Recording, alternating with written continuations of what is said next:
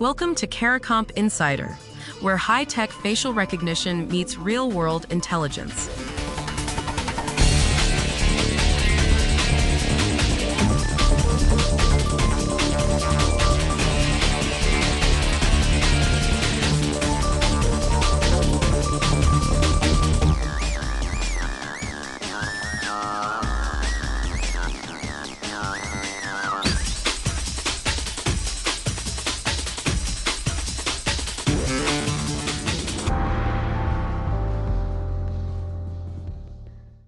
A security firm called GetReal recently surveyed organizations across multiple industries and found that 8 out of 10 have already encountered AI deepfakes or impersonation attempts. Nearly half said they deal with them frequently. Not hypothetically, not in a lab, in their actual day-to-day operations. That number matters whether you investigate fraud for a living or you've never thought twice about the videos you scroll past on your phone. Because the shift happening right now isn't just about catching fakes. It's about something more fundamental. Digital evidence, video, audio, photos, used to be treated as trustworthy by default. That default just broke. According to Biometric Update, organizations are scrambling to build defenses because synthetic media can now slip into routine business processes before anyone flags a problem. A manipulated voice memo gets accepted inside an approval chain. A doctored photo enters a case file. By the time someone asks whether it's real, the damage is already moving. And in courtrooms, the fallout goes in both directions. Fake evidence gets introduced as real, and real evidence gets thrown out as fake. So what happens to an investigation when you can't trust the evidence at the front door? There's a concept legal scholars have been writing about called the liar's dividend. It works like this. Opposing counsel doesn't have to prove that a piece of evidence is fabricated. They just have to raise enough doubt that it could be. In a world where anyone with a laptop can generate a convincing fake video, that doubt is easy to plant. And that changes the math for every investigator, every prosecutor, every compliance officer who's ever put a photo or a recording in front of a judge. It also changes things for the person in that video. Imagine being a victim of a crime, and the footage that proves what happened to you gets dismissed, not because it's fake, but because a lawyer argued it might be. The legal system is trying to catch up.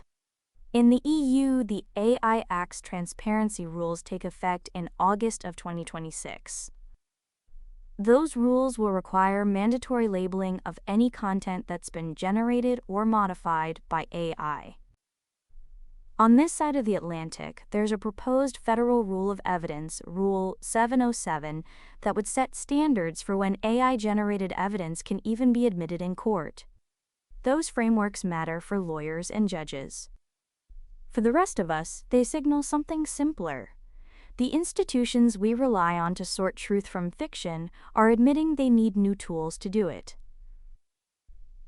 Meanwhile, the investigators on the ground are making a quieter but more immediate change. It's a workflow change, and it sounds boring until you realize what it means. Traditionally, if an investigator had a photo of a suspect, they'd run a facial comparison right away. Match the face, build the case. Now the professionals who are ahead of this are doing something different. They're authenticating the source before they ever compare a face. They're preserving the original file, the platform metadata, the distribution context, and any corroborating record S, all before they draw a single conclusion. That's not just good practice. It's the difference between evidence that survives a courtroom challenge and evidence that crumbles the moment someone says the word deepfake. And facial comparison technology itself? It's not being replaced. It's being repositioned. Instead of being the first step in an investigation, it becomes a validation layer that comes after authentication. The tool isn't the weakness. Where you place it in your process is. That distinction matters whether you run cases professionally or you're just trying to figure out if the video someone texted you actually shows what it claims to show. Some people push back on all of this. They argue that deepfake detection technology is improving fast enough to catch fakes at intake, so wholesale workflow changes aren't necessary. And detection tools have gotten genuinely better. Forensic analysts now use AI, signal analysis, and forensic techniques to spot synthetic alterations across video, images, audio, and text. But detection alone doesn't solve the legal problem. A tool that flags manipulation still can't prove chain of custody. Without metadata preservation and source verification alongside that flag, the finding won't hold up in court. The real shift isn't about better detection. It's that the old chain of custody concept, the idea that tracking who handled evidence and when was enough, is no longer sufficient on its own. You now have to prove the evidence was real before you prove who touched it. So the short version. Most organizations are already seeing deepfakes in their operations. The legal system is writing new rules for what counts as real evidence. And investigators who authenticate their sources before analyzing faces are building stronger cases than those who skip that step. This isn't just about courtrooms or case files. Every photo you trust, every video you share, every voice you recognize on a call, the question of whether it's real is no longer something you can take for granted. The people who understand that aren't paranoid. They're just paying attention.